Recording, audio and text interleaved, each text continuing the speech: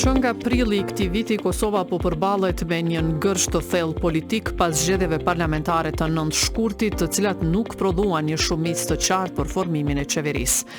Në këtë situatë ndërlikuar është e rëndësishme që liderët politik të gjejnë një zgjidhje konsensuale për të shmangur thellimin e krizës institucionale dhe për të siguruar formimin normal të institucioneve demokratike të vendit. Një veprim të tillë duket që sot ka ardhur nga Lidhja Demokratike e Kosovës, ku kryetari I saj Lumir Abdigjiku ka konfirmuar që nuk do të bëj koalicion me lëvizjen vetëvendosje të Albin Kurtit, por që ka thirrur për takime konsultative dhe ka dhënë idenë e formimit të një qeverie gjithëpërfshirëse tranzicionale, siç ai ka quajtur ai, deri në vitin tjetër kur bëhet edhe kur bëhet zgjedhja e presidentit të vendit. Për të biseduar rreth këtyre zhvillimeve dhe për daljen nga ngërshi politik, por edhe për zgjedhjet në Shqipëri, në studio përmes linjës telefonike kemi mentor Nazarkon, opinionist në Shqipëri. Zoti Nazarko, faleminderit që jeni pjesë e studios tonë. Është kënaqësi. Faleminderit dhe juve.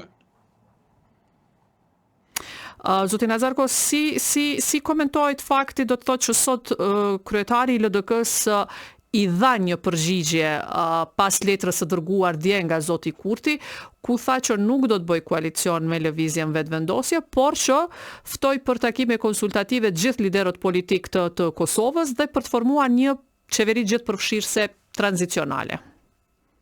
Mendoj që është një përgjigje urtë, e cila reflekton atë që ka qenë statusi apo kontributi I vazhdueshëm I Lidhjes Demokratike të Kosovës në jetën politike, në jetën parlamentare të Kosovës, si një parti e pajtimit, si një parti lartëpamëse, e cila synon që për të adresuar ato që janë krizat aktuale të Kosovës në planin e jashtëm posaçërisht, apo të marrëdhëniet dialogut me Serbinë veçanërisht, pra duhen adresuar në mënyrë të përbashkët.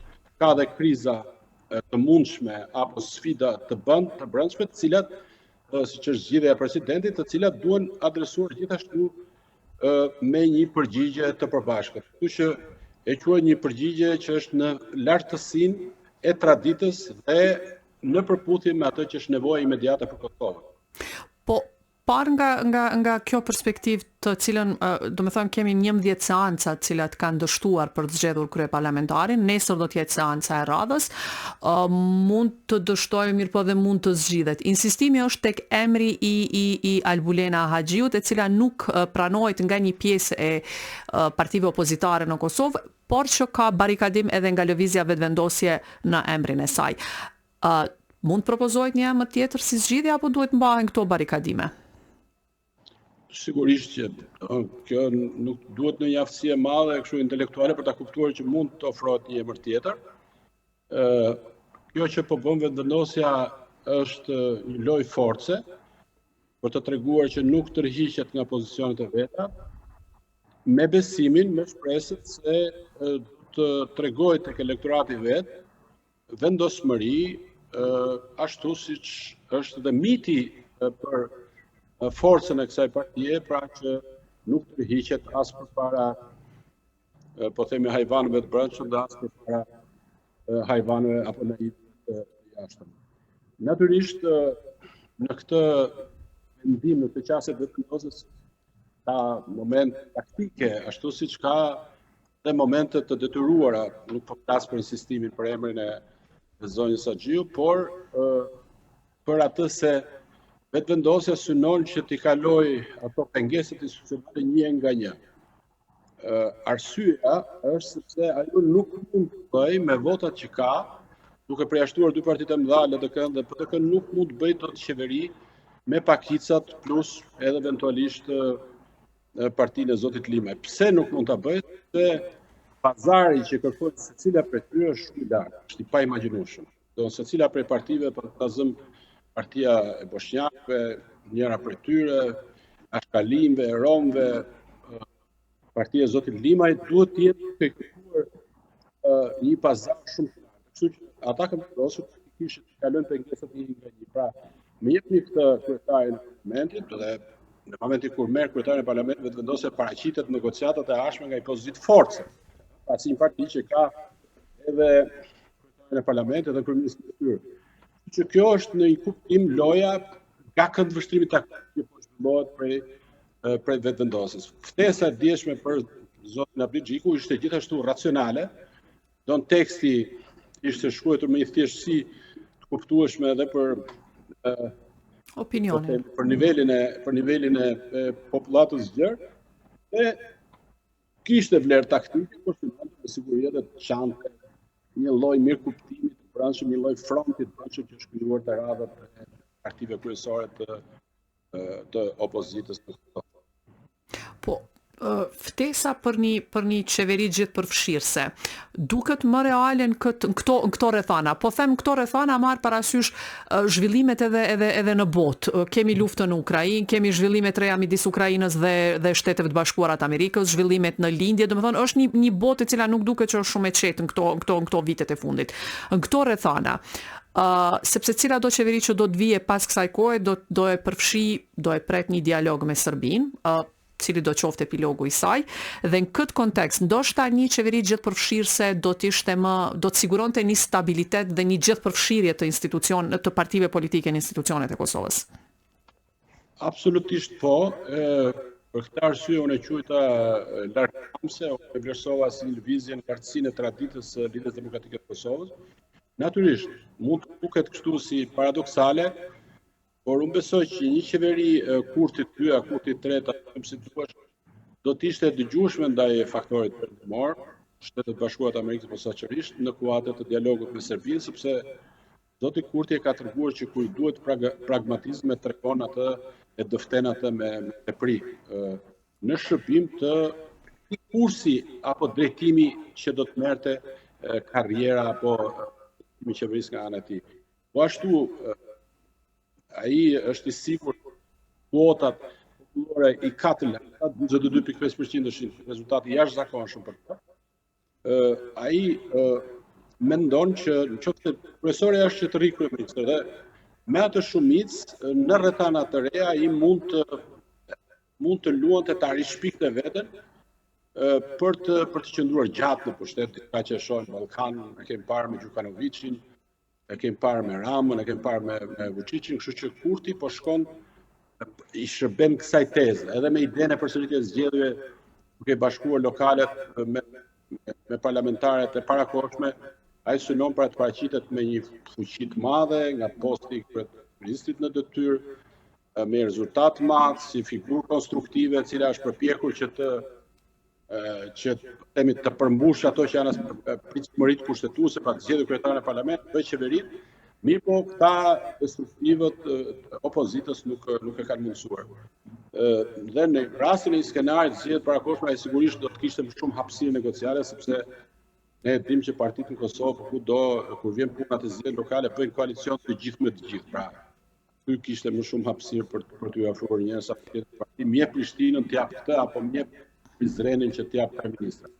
Gjithsesi, loja që po bën LDK-ja ka një përmbajtje pragmatike dhe strategjike, mund ta quajmë pragmatike sepse LDK-ja e cila u thirrë para në skenë nga vetëvendosja në emër të atyre argumentave që renditën te letra e Kurtit, e shfrytëzoi këtë avantazh për të dukur në sy të popullit të Kosovës si parti konstruktive që kontribuon bashkimit. Por qëllimi i nënkuptuar i këtij propozimi, njëri ndër qëllimet, disa unë zakonisht nuk bëj analizë qëllime se si ka analizë, dhe që ta pres Kurtin nga froni kryeministrit. Kryeministri një qeverie pajtimi tranzicionale nga afat e të zgjedhjeve presidentit nuk mund të jetë një figurë si Kurti i cili është ndarse ka luajtur o të gjitha o asgjë. Po do të thënë kjo ishte edhe pjesa ku zoti Abdi Xhiku tha që duhet të ketë një kryeministër dhe një kabinet qeveritar, ministra, të cilët do të ishin si quhen Kosovë neutral dhe do të ishin ata që do e përfaqësonin gjithë përfshirjen. Megjithatë zoti Kurti ka fituar, do të thënë ka mazhorancën në parlament, ka të paktën derisa të konstituohet, ka 48 vende në parlament. Sot edhe ai deklaroi që kryeministër do jem unë dhe vazhdojmë tutje.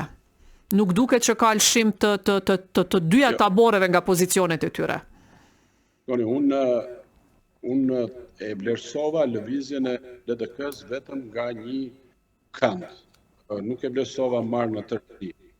Por, nëse do të zgjerojmë këndin analizës, pra do dalim jashtë Kosovë, unë mendoj që qeveritë perëndimore që merren me Kosovën, qofshin ato evropiane, qofshin qeveria re amerikane, nuk dëshirojnë një Kurti të rikonfirmuar në krye të qeverisë së Kosovës. Nga e nxjerrur këtë fakt, sepse sankcionet thonë se Kosova kreu një pjesë të detyrime të nevojshme për heqjen e tyre, vazhdojnë të mbajnë, është tregues i qartë i pakënaqësisë së shteteve kryesore të Bashkimit Evropian me Kosovën. Që administrata e re amerikane ku Grenelli e përkris vazhdimisht derisa ta kuptojnë Kosovën, është figura më e rëndësishme që merret me Kosovën, dhe jo roja i muzeut, drejtori i muzeut Kennedy, si paraqitet nga kritikët e tij. As mund të imagjinojmë pra që ky roja i muzeut, drejtori i muzeut në thonjza të pranoj rikonfirmimin e Kurtit. Por, nga këndvështrimi i Kosovës, mu për shkak të vojës për të paraqitur përballë Serbisë me një front të përbashkët të gjithë partive, është fuqizimi i Kosovës. Është një ushtrimore demokratike, konsensusi, që ishte nevojshme ka qenë e nevojshme, është dhe do të jetë e nevojshme sa kohë që Kosova të bëhet anëtare e KBE. Pra, Kosova nuk e ka luksin e alternimit apo konfirmimit të qeverive të cilat kanë shumica, si kjo e vetëm ose 40.5 e përsëris është një shumicë. Por, zotin Nazarko, megjithatë, jemi në një kohë kur nuk mund të mohohet edhe prania e zotit Kurti si kryeministër i vendit për shkak të rezultatit të zgjedhjeve të cilën e pati në zgjedhjet e 9 shkurtit. Do të thënë, pavarësisht kësaj, janë qytetarët e Kosovës që kanë pa që zoti Kurti duhet të udhëheq edhe për një mandat 4 vjeçar, 2 vjeçar, sa do të jetë ajo e qeverisë së ardhshme. Sigurisht, por unë kam një obsesion në shkrimet e mia, në komentet e mia, që është koherenca. Në disa prej këtyre shkrimet që nga 2015 unë e kam nënvizuar vetë dëmtimin që kanë përfaqësuar disa vendime të gjykatës kushtetuese të Kosovës, qofshin ato që lidhen me presidentin, me zgjedhjen e presidentit, me nevojën për 102/3 të sallë votimin e parë, e tjera, qofshin ato për mandatarin, që duhet të jetë patjetër nga partia fituese. Nga partia fituese, qoftë edhe në dy raunde, vendime të çuditshme që janë origjinale vetëm kosovare. Që të mund ekzistonte një fjalë për ngjitur vetëm kosovare, do duhet krijuar nëse. Pra, për tekstet njëjta të kushtetutave që janë kushtetutë e Kosovës, kushtetutë e Shqipërisë, kushtetutë e Maqedonisë, kushtetutë e Italisë, vetëm Kosovë interpretohet në këtë mënyrë, siç është interpretuar këto. Pra ju po thoni që duhet ndryshonte kushtetuta ose një riinterpretim? Duhet të riinterpretim. Domethënë, interpretimet që janë marrë aso kohë në të dy këto raste, të induktuara, të dirigjuara, supozoj nga interesi momental që ka patur zoti Thaçi, Partia Demokratike e Kosovës, ka qenë vendime që kanë patur brenda farën e krizave të ardhshme. Dhe unë në këto shkrime kam përdorur një shprehje latine që kam gjetur në një libër të Victor Hugo të Mjerët, e cila thotë mëllenja, që është një shpend, besoj në Kosovë ekziston kjo fjalë, bëri glasën. Prej glasës u bë vishtulla. Prej vishtullës u bë ngjitsi apo zamka që zuri këmbët e mëllenjes.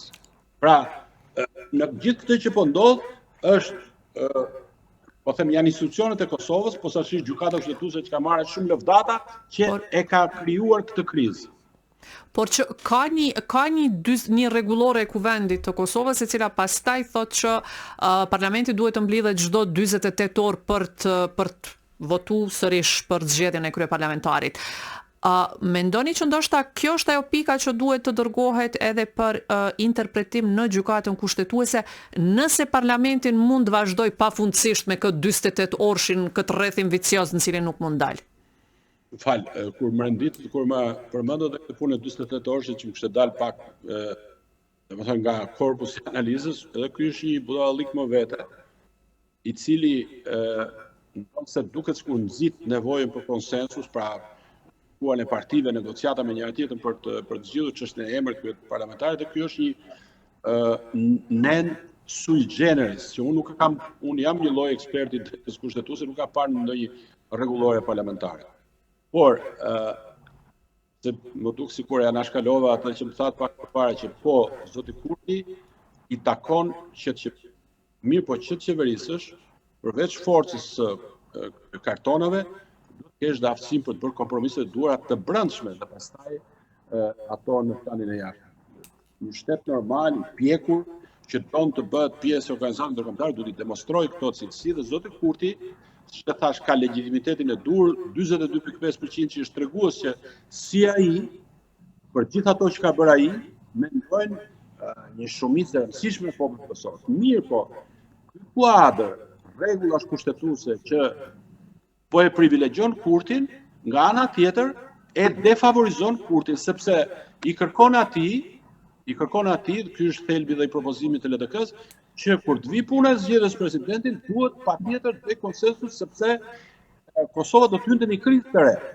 Pra, është një interpretim, më fal që po e them kaq vrag, idiotik i kushtetutës. Sepse është çdo interpretim, qoftë edhe një institucion të respektuar si gjykata kushtetuese, nuk duhet të provojë kriza të reja, por duhet të shërbejë qeverisshmërisë. Pra, jo pa qeverisshmërisë, jo shkuarjes së vendit të zgjedhjet parakoshme, jo krizave të permanente. Ai interpretim që e ka favorizuar aso kohë në 2011 vetëvendosjen, tani po i kthehet në kundër kësaj. Ky është kuptimi i saj thënë latine me mëllenje që... Por vendimi i gjykatës kushtetuese erdhi si rezultat në 2014, erdhi si rezultat pikërisht i një krize të tillë institucionale kur nuk diej kush i takonte, kujt i takonte pozita e kryeparlamentarit. Por shikoni rastin e Maqedonisë. Në thelb të është ky parim në thelb të këtyre krizave kur mbarojnë zgjedhjet, cili është parimi i qeverisshmërisë. Do thot kjo, kushtetuta duhet të interpretohet në favor të vijimit të legjislaturës, jo të ndërprerjes së saj pa lindur akoma. Pra, legjislatura nuk ka lindur akoma. Ai 4 vjeçari i jetës parlamentit nuk ka lindur akoma. Si mund të shkohet në zgjedhje parakoshme? Është absurditet. Si mund të insistohet që është aspiratë e lishme që ta kesh kryetarin e parlamentit. Por kryeministrin, nëse ti nuk bën kompromis me partitë e vogla, kompromis sa do i dhimbshëm apo absurd të duket. Nëse ti nuk bën kompromis me partitë e mëdha, sa do i dhimbshëm absurd të duket. Nuk ke aftësinë demokratike për të qeverisur, edhe me kundërshtar kaq të vrazhd apo kaq të afër sa janë këta. Dhe Maqedonia për shembull e zgjidhi në rastin e qeverisë, rastin e rikonfirmimit të Gruevskit, e zgjidhi natyrisht edhe me investimin perëndimor, e zgjidhi duke krijuar një shumicë të re. Pra, partia e Gruevskit asoj vëmërodë më punoj, është partia numër 1, por nuk e krijoi dot qeverinë, sepse gjithë partitë tjera bashkë morën BDI-n dhe krijuan një shumicë të re. Atëherë, gjykata kushtetuese interpretojnë në favor të shumicës së re. Pse? Sepse ky është interpretim logjik. Nuk mund të shkohet përsëritet të harxohen para, të harxohet kohë për të bërë zgjedhje. Mbani parasysh diçka të propozimit të LDK-s. Unë jam i bindur që qëndron me siguri edhe faktori ndërkombëtar. Pra faktori ndërkombëtar ose është duke testuar. Por që faktori ndërkombëtar kësaj radhe duket përveç ambasadorit gjerman në Prishtinë, zotit Rode, të tjerët kanë ndajtur anash. Domethënë ndoshta për herë të parë qëndrojnë në një pozicion, po them, neutral, kur nuk bëjnë shumë, do e quaja, presion edhe politik për formimin e qeverisë, sidomos marr parasysh në këto kohë kur kemi një administratë të Trumpit, kemi një Evropë të trazuar nga lufta në Ukrainë dhe në Rusi. Shiko, Gjermania është shteti i parëndësishëm, atje ka një popullsi, ka shumë shtetas Kosovës, janë shtetas Gjermanisë, apo edhe rezident atje, është nga dy shtetet më të rëndësishme të Bashkimit Evropian, po të llogarisim atë që ky qendrimi i Rodez vjen ndonë se atje po kërkohet të krijohet qeveria e re e Mercit. Por që Merci nuk mori votat sot. E di, por ata e zgjidhin, nuk janë si Kosova që të bëjnë 12 herë votime. Nesër do jetë hera e 12. Kështu që Gjermania është pak më e pjekur, pak më e mençur se sa Kosova, i zgjidh telashet e veta, por shiko, Kosova duhet shqetësohet nëse nuk ka rrinë anësh ambasadorët perëndimor, sepse domethënë nën teksti është duan ta lënë fatin e vet Kosovën, pra të vazhdoj me kriza, me Por zoti Nazarko, a është edhe nevojshme ndërhyrja e faktorit ndërkombëtar në një demokraci të cilën paktën do duhet ishte e konsoliduar, sepse nuk është hera e parë që po mbajmë zgjedhje dhe po formojmë qeveri.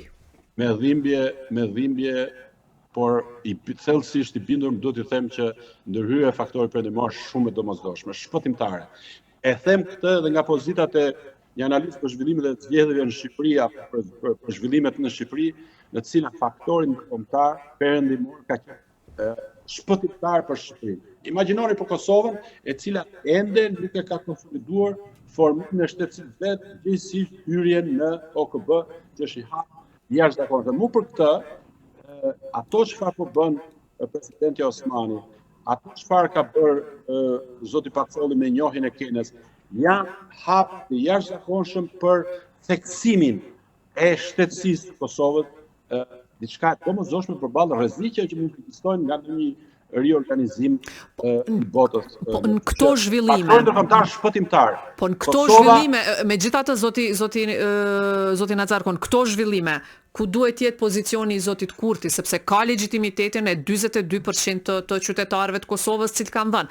Dhe nëse nuk do të jetë në pozitën e kryeministrit në këtë qeveri tranzicionale, e cila mund të formohet ose të mos formohet, mbeten zgjedhjet si e vetmja zgjidhja apo? Po shikoni, çfarë do të prodhonin zgjedhjet?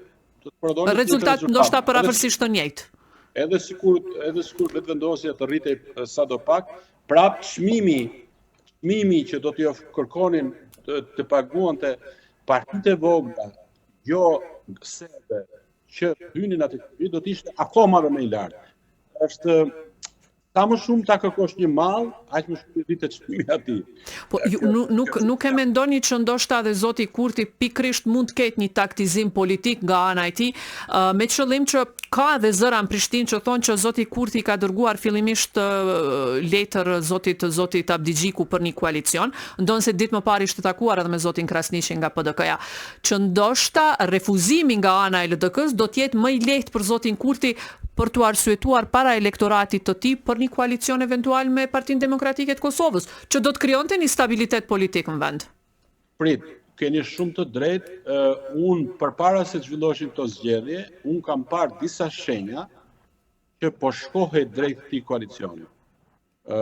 Ku i kam parë këto shenja? E kam parë së pari në ftesën që u bë Ramës për t'u drejtuar Parlamentit të Kosovës.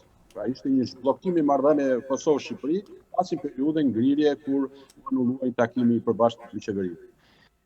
I pash nga mesazhi, nga afërsia personale para Rama Kurti, ashtu si pash edhe nga afërsia e tyre në një forum ndërkombëtar, nuk e di, më duket në Gjermani. Nga mesazhet që dha zoti Rama, ku emëruesi i përbashkët ngjante se ishte çështja e gjykatës speciale. Nga fakti që dhe Grenelli, që është e përsërisë dhe duhet ta përsërisë në mënyrë didaktike, njeriu më i rëndësishëm i administratës amerikane që merret me Kosovën, nga shpërndarja që ai bëri fjalimit të Ramës kur flitet për gjykatën speciale, sepse gjykata speciale nëse mund të shfuqizohet, mund shfuqizohet nga brenda, por nëse mund të ushtrohet presion nga një qeveri e cila ka bazë të gjerë, siç mund të ishte PDK vetëvendosje. Dhe ky mund të jetë emëruesi i përbashkët një qeverie PDK-BB. Domethënë, unë kam besuar që do të shkojë te kjo zgjidhje. Tashmë, si shtoni ju, me refuzimin e zotit Abdigjiku, por me kundërpërgjigjen e tij, që është strategjikisht e drejtë, hapet rruga për një kompromis të tillë. Mi po kjo nuk do të thotë që LDK-ja e cila këmbul ose kryeministrin ose shkojnë në tjetër, nuk do të thotë që s'ka potencial rritjes elektoral. Pra, në momentin kur BB-ja bëhet bashkë me PDK-n, gjithë ato sherrë që konsumohen me një tjetër, atëherë LDK-ja ngelet alternative pa konsumuar kundërshtuese tyre dhe ka potencial për të rritur elektoralisht. Por kjo është një parashikim që mund të ndodhë në zgjedhjet e ardhshme kurdo që ato të mbahen. Por që në anën tjetër ka dhe PDK-ja e cila është në mënyrë demonstrative, jo vetëm po mendoj lideri i saj, por edhe zyrtarë të tjerë të lartë partisë kanë kundërshtuar shumë haptas një koalicion me partinë me lëvizjen vetëvendosje. Tash, ka vijat kuqe apo në politikë ato zbehen pastaj? Po shikoni, ka disa skenarë. Sa më shumë të refuzojnë, aq më shumë rritet çmimi. Kjo është leximi pragmatik i kësaj gjë.